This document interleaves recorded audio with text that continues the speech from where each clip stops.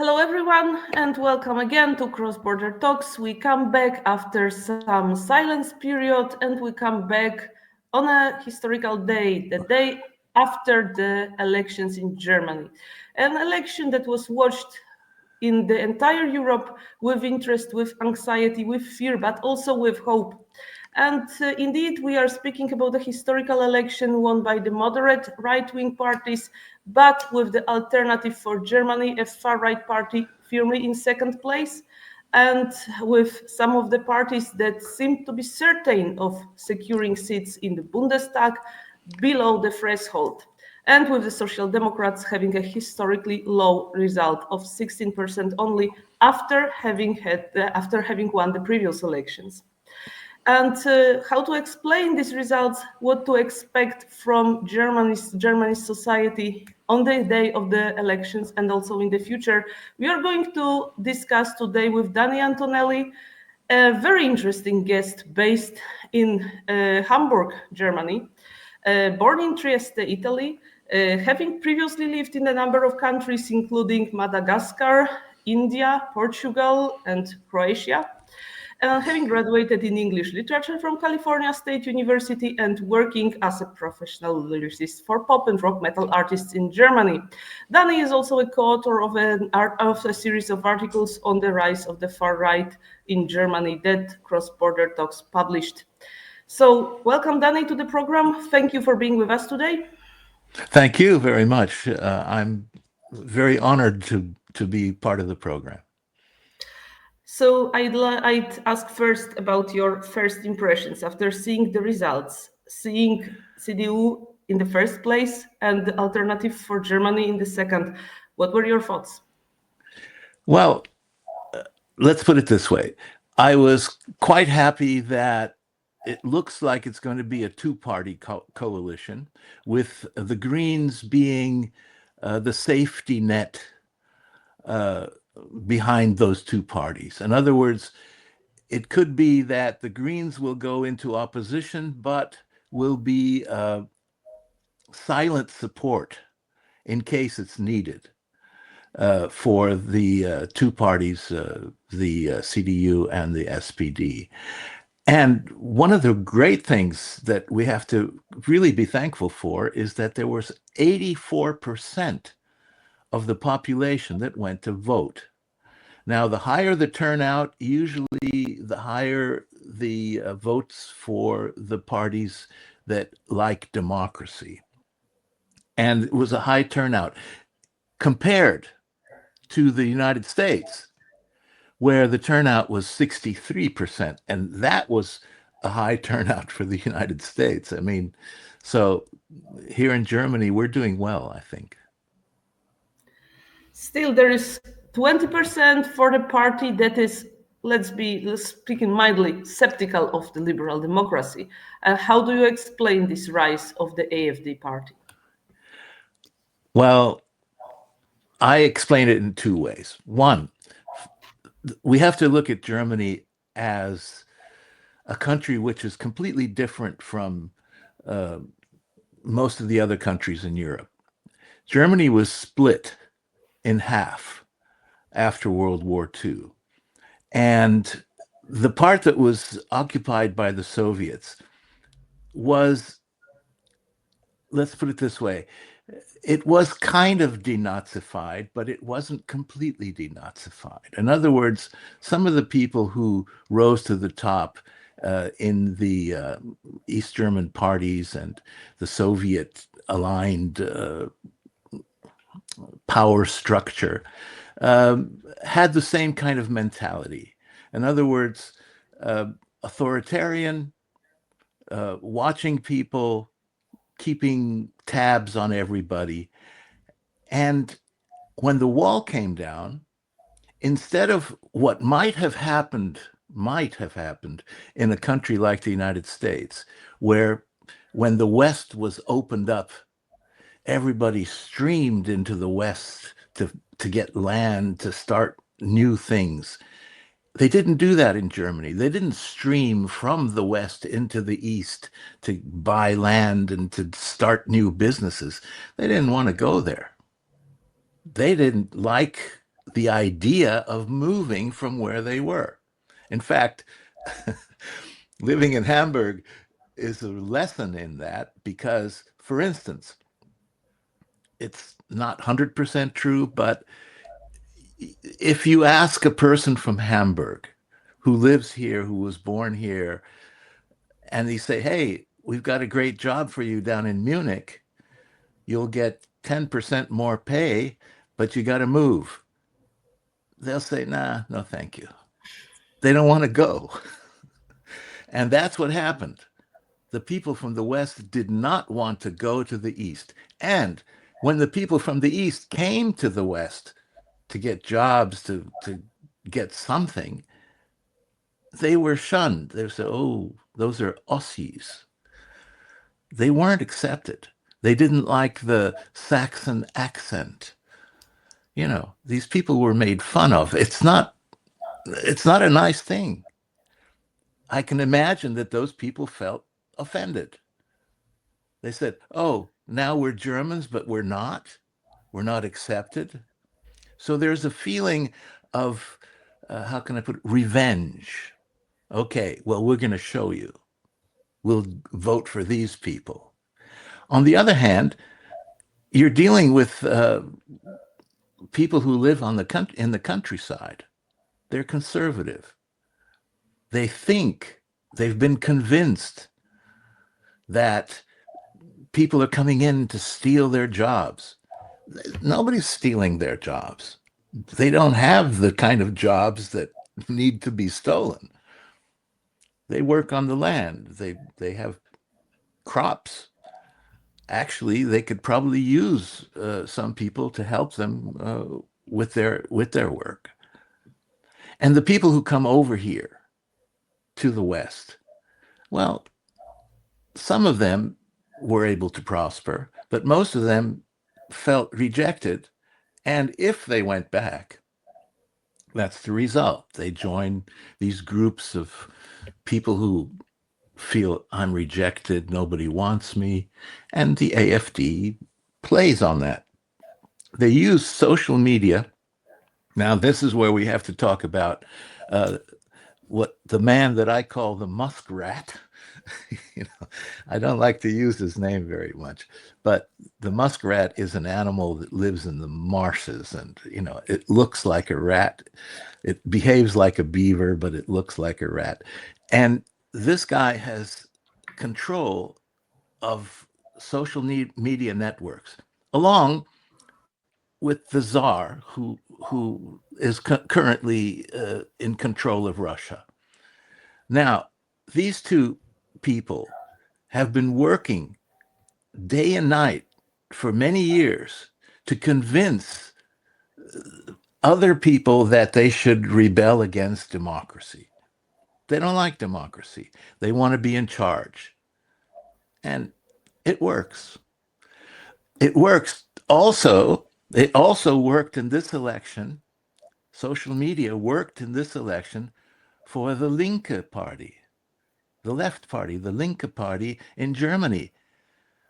As soon as Merz said, I might ask the AfD for help, boy, they published that video, and the result is that they got 8.5% or something like that. So yeah, 867, 877 to be exact, but yeah, indeed, yeah, impressive result compared to what they had in the polls at the beginning of the campaign, and also a step ahead in comparison to what they had in the previous elections. And if we came at that point, let us speak of the left for a moment, and I mean both the radical left and the moderate left. For we have Die Linke that made this slight progress, but we also have SPD, which fell to 16%, which is really a historic failure for this party. And how would you explain this? well, there was an American president who once said, the business of America is business. And the SPD with Scholz, Scholz is from Hamburg. He was the mayor here for a while, and he's a Hanseat. the Hanseatic League, as you might remember, for 500 years, traded with everybody in the north and the northeast. And the problem that happened with Scholz is that the business side started to take over from the social side. It's social democrats. And the social side has been neglected over the past, well, I would say for quite a while now. And the Linke were able to cash in on that side. They didn't forget the social side. They said, we want rents to go down. We want people to have places to live. And the social democrats forgot the social part. They started doing business and business with business.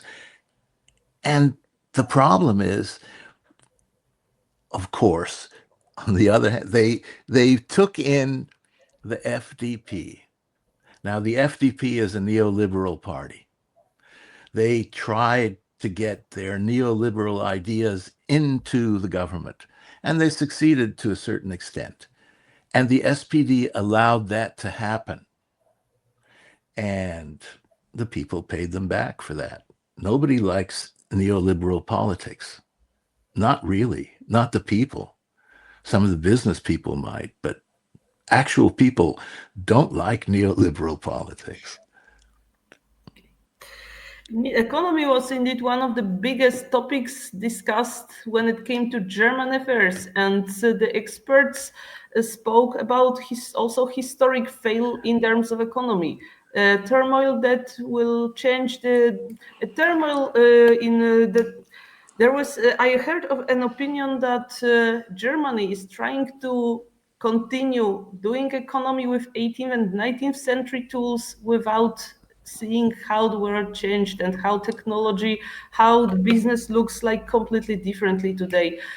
Do you think this impression is justified, and what to expect from the new government of Germany in terms of economic policy? Well, the Germans fell into the same trap that the British fell into after the Industrial Revolution.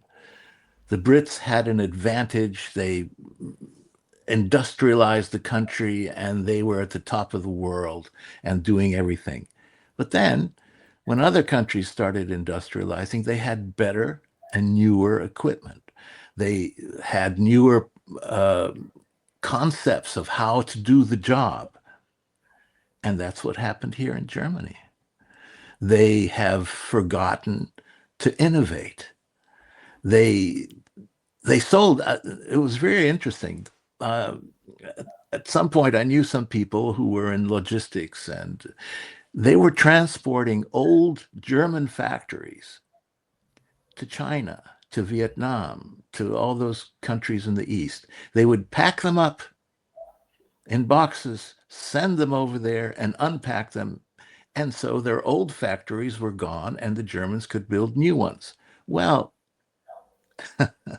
with globalization, they said, well, let them use our old factories and send us cheaper products. Why should we build a new one? Big mistake.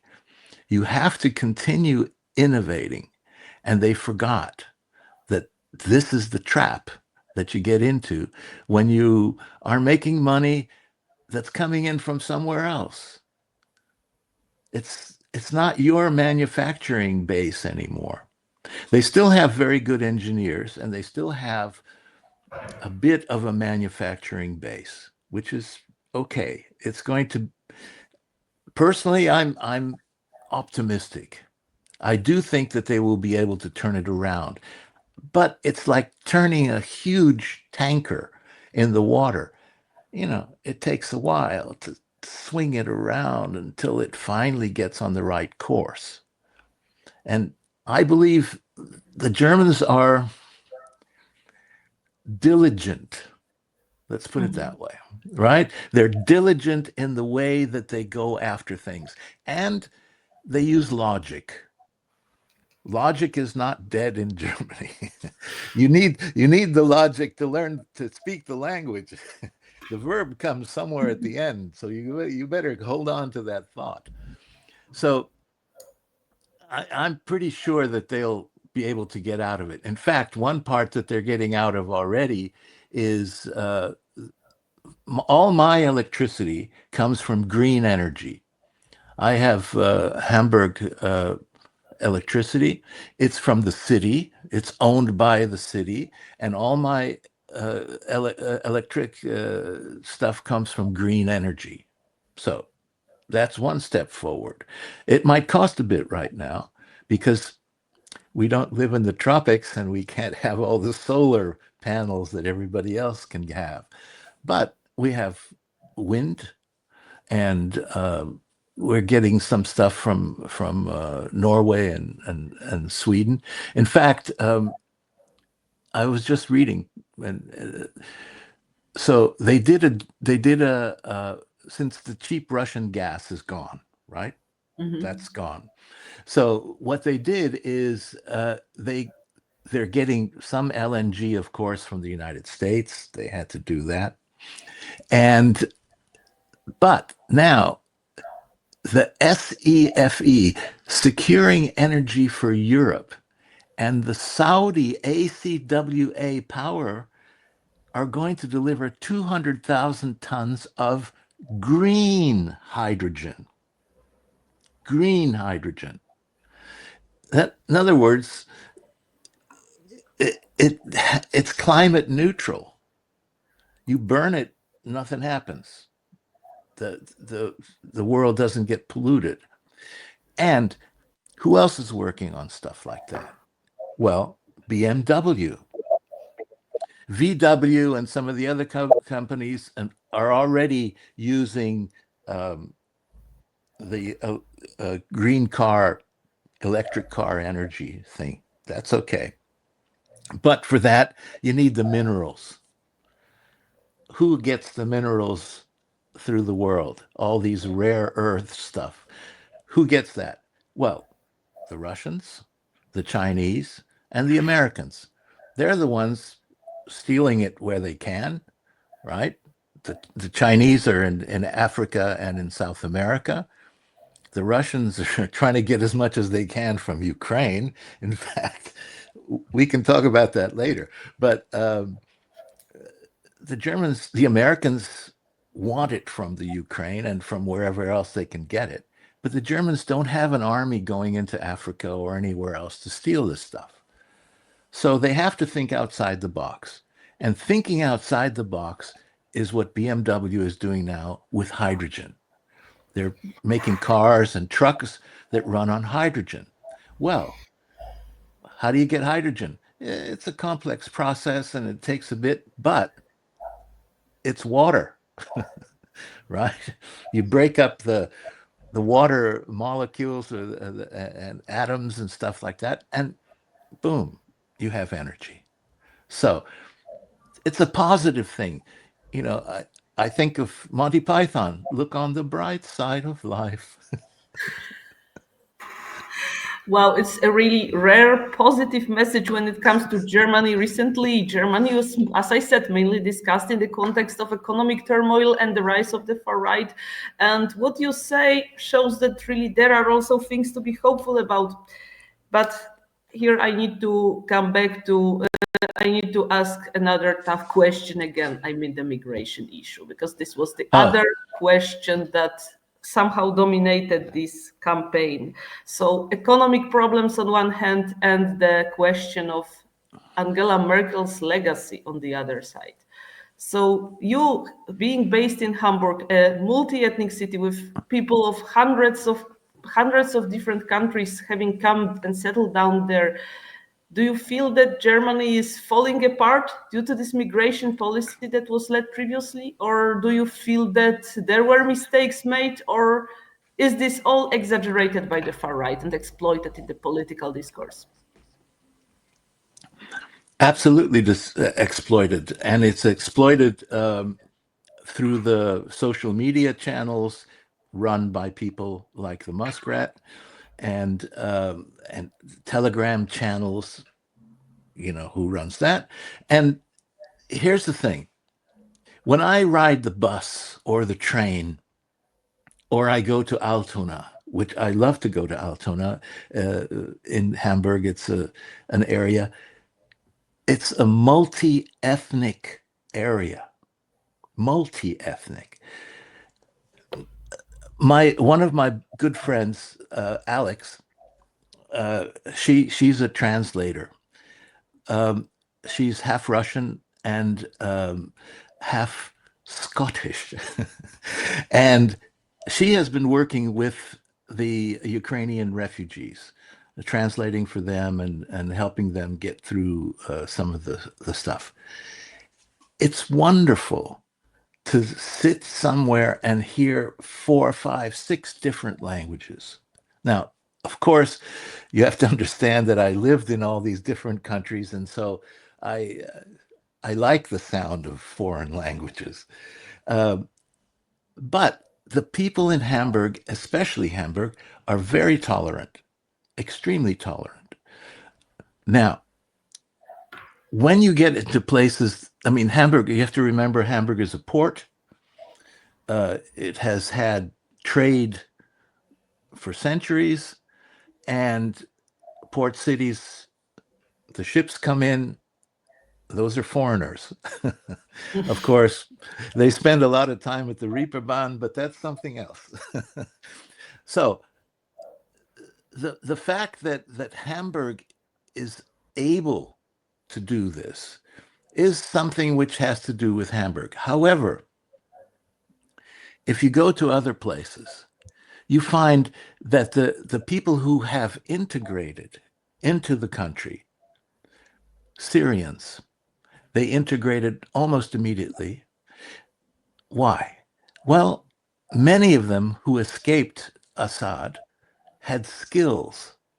Now, the problem for Germany is recognizing external skills. In other words, if you went to university in Syria and you were a doctor, you had to have your papers recognized. Well, how are we going to do that? Because when you're going to write back to Assad, he's going to say, "Nah, I'm not going to give you any information." So you have problems. However, once these skills are recognized, then hey, they're in society. They're there. Their kids go to school, learn German. Everything is fine. The problem that really exists is the cultural difference between people who come from Islamic countries where the fundamentalists have a strong hold on the society. Now, which is not the case with Iranians, Persians, right? They, if you come here, I have Persian friends, Iranian Persian friends here. They're all secular. They don't care about the mullahs or whatever they are. They don't care. When they're there, they wear, they visit family, they wear head covering, whatever it happens to be. But in Europe, they're secular. In America, they're secular. In fact, there's there's a section in Los Angeles, Little Persia, Little Tehran. Nobody wears anything. They're all 100% secular. Now, that has not been the case with some of the people who came from, let's say, the northern eastern places like Afghanistan and stuff like that. However, once they get here, and usually it doesn't take long, the kids become secular, right? Depending what kind of family they're raised in, but they become secular. So it takes a generation or two. And then it's like being Italian Catholic. They don't go around wearing things on their chest or wearing special things that say, "I'm Italian Catholic." They don't even go to church except at Easter and Christmas, perhaps. So That's the problem. The problem is the ones who cannot integrate, can't come in and become part of the secular society. They're noticeable. You see them. And that is, for some people, an affront. They look at it and they say, "Wow, what are they doing that for? Why do they have head coverings? And, oh, the women are treated so badly." Well, yes, but that's the cultural difference of that particular place. The other argument, and this is an interesting argument, when Westerners say, when I go to their country, I don't wear a miniskirt. Why should they come here and wear their full body covering, full face covering? That's not how we do it here. So you have that problem. The problem is a cultural problem. People have not traveled enough. They haven't been to enough places. And now let's go to the last question, namely Germany in the international politics, because we may we can talk we may discuss what mistakes the Social Democrats did that actually costed them a lot of support, but we must also admit that Scholz government was there to rule, to govern in extremely turbulent times, especially at the moment when Germany's economy was shaken by the loss of cheap gas, but also by the fact that another war started in the European continent. Ukraine was invaded by Russia, despite Germany's long-term hopes that, namely trading with Russia, will keep Russia a rational player and a partner for Europe. So, in this new context, when the situation changed again in the recent days, with Donald Trump trying to seek a deal with Vladimir Putin over the heads of Ukrainians, where is the place for Germany in all that? Well, Germany is going to be aligned with Europe. They're trying to work on it together somehow. Of course, you have a couple of jokers in there, and one of them is Hungary, who are Orban and Putin are the same kind of people. They're thinking in the same way, which I don't understand at all. Because if the Hungarians could remember 1956, then they wouldn't have anything to do with Putin. Nothing. The Czechs remembered. The Czechs remembered, and they're supplying the Ukraine with as many shells and ammunition as they can. They remember what happened in Czechoslovakia. And the fact that the Hungarians don't is very surprising.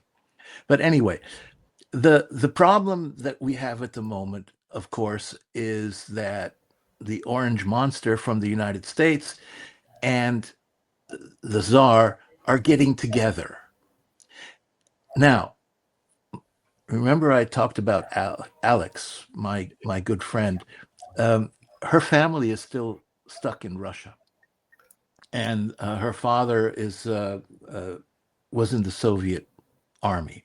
And she said, now, this could be just a rumor, and probably is just a rumor, but she said that Trump was in Russia in the 70s, and it's very possible that during that time he was already being worked on in the sense of being favorable to the Russian point of view.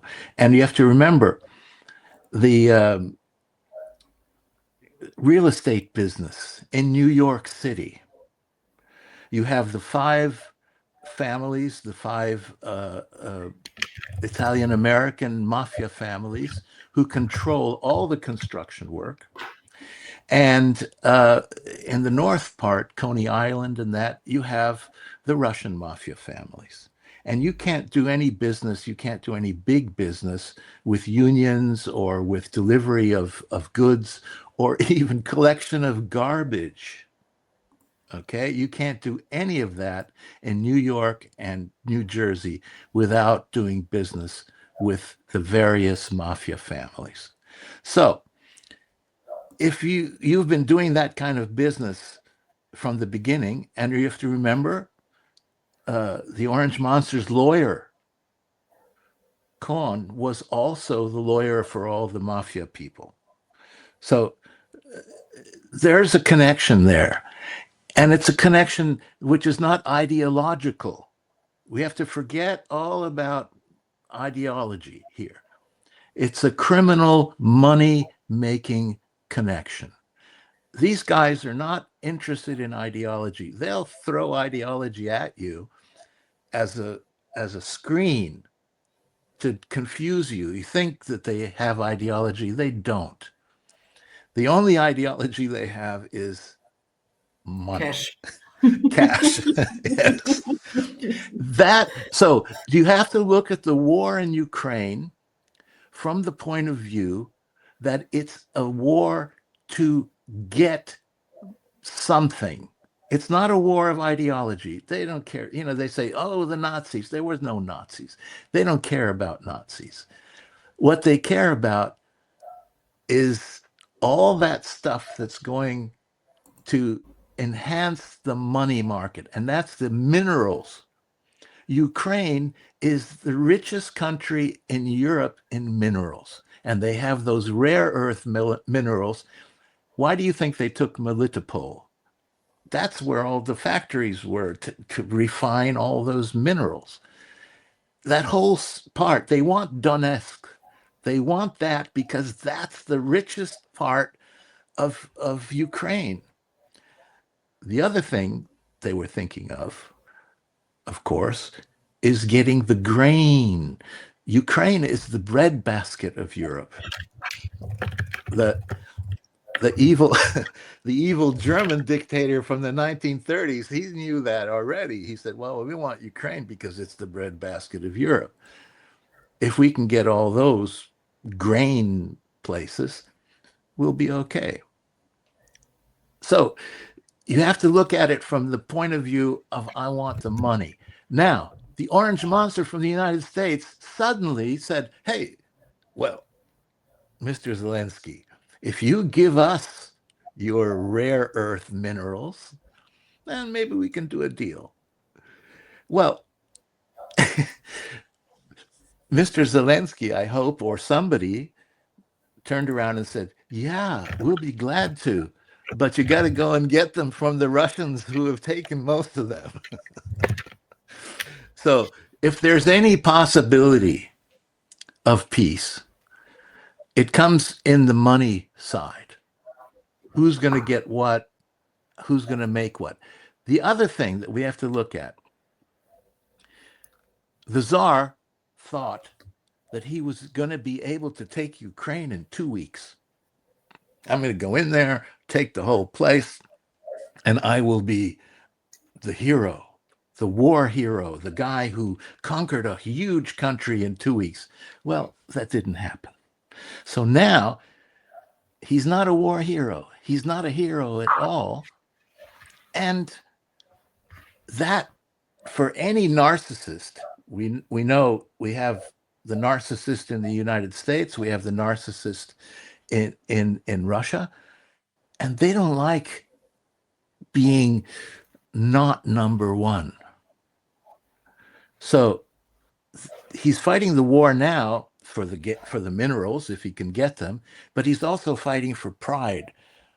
He wants to be the leader, the strong leader. He wants to be Stalin 2.0. It's not going to happen. And in fact, from what I heard also, is that inside his own government, there are people who are getting tired of him. Of course, they have to be very careful because they might leave the building from the 4th floor window. But, Russia is not as stable as everybody thinks. and the economy is starting to go down. I mean, if you have to depend on North Korea, Iran, and China in order to survive and win a war, what kind of a place are you? So, as far as Southeast Europe is concerned, Germany needs Southeast Europe for two things. One, the people who will come to Germany from Southeast Europe are skilled. Healthcare system, nurses, doctors, manual workers, construction workers. They come here, they make money, they send the money back home. And it's not so far. You can drive, you know. In fact, I know that there are a lot of people who drive here. I've seen the campers. They drive here in a camper, 3 or 4 guys live there for the week, they work on construction, and then they drive home. So Germany is still the center of Europe. It's the place that everybody has to cross from east to west, west to east. Germany's right in the middle. That has been one of its strengths, but it's also one of its weaknesses. In other words, when Napoleon wants to go to Russia, he has to cross Germany. Right? So it has never, ever been a single ethnic society. There's no German race. There's nothing like that.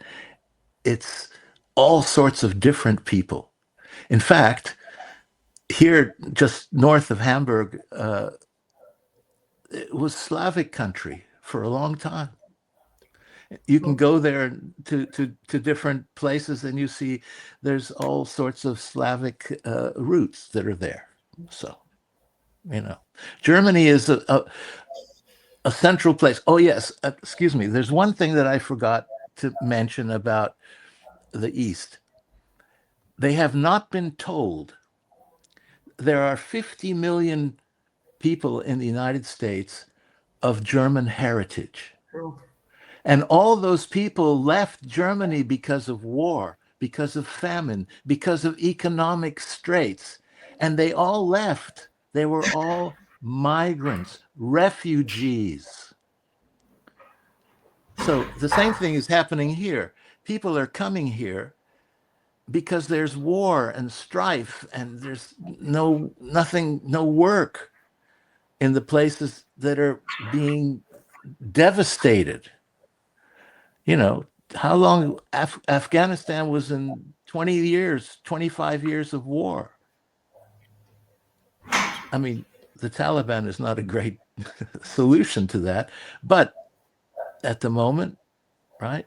Syria under Assad, war, horror, terror. Libya is destroyed, right? So Africa, Congo, all those places, who wants to live there? Nobody. Are you kidding? The Germans ran. They ran to the United States. Well, of course, these other people are going to run. You would too. I would. Okay, so one more question about the German presence in the region and presence in the European Union. What role do you see for Germany in the new situation when Europe will need to seek its own defense capacities and its own strategic autonomy given that the cooperation with United States could be impossible with orange monsters at the head of the United States, as you said? Yes. And that is where I am not completely disappointed in maths. Maths and the SPD will somehow strengthen the German role in the European Union and try and get perhaps something that would be a European army together or a European defense strategy, which is like NATO without the United States. Now, you have to remember the only nuclear powers in Europe are France and Britain. The Netherlands and Germany are threshold nuclear powers. In other words, in 6 months, it would only take about 6 months for Germany to have a nuclear weapon. It would only take about 6 months for the Dutch to have a nuclear weapon. Nobody wants it, right? Nobody wants it, really. But if you're threatened by a nuclear power, we have seen that as soon as North Korea got a weapon, everybody said, well, we can't do anything about that. As soon as Pakistan and India got a weapon, they both kind of said, okay, we can have skirmishes, but we're not going to attack each other anymore. So it seems to be that having a nuclear weapon, as horrible as it is, brings you into the MAD club, mutually assured destruction, which has kept the world at peace for 80 years. Okay? It's horrible. It's the worst solution. It's like, everybody has a gun pointed at everybody else. And everybody can shoot at the same time and everybody's dead. Nobody wants that. Why? Because everybody wants to keep on making money. Everybody wants to keep on making children, having new generations, et cetera, et cetera. It's a horrible solution, but it's on the threshold. And I think if the Russians are, and there are intelligent people there, right? It's no doubt. Lavrov is one of the most intelligent people in the whole mix over there. Now, you can be sure that they don't want Germany or the Netherlands to get anywhere near being nuclear powers. So, first of all, they want to destroy democracy if possible. But the second thing is, how far can you provoke them before they feel in such a dangerous state of mind that they say, okay, if we don't build a weapon, they'll come and get us. So I'm not sure. I think that Germany, working with Europe to build up some kind of a deterrent force, is going to happen. Poland has the largest army and the best equipped army in Europe at the moment. Why? Well, excuse me, but they didn't exist for a while. And Germany took a bit, Russia took a bit, and for a long time there was no Poland. And then Poland came back. And now they don't want that to happen again. And they're not going to let it happen again. So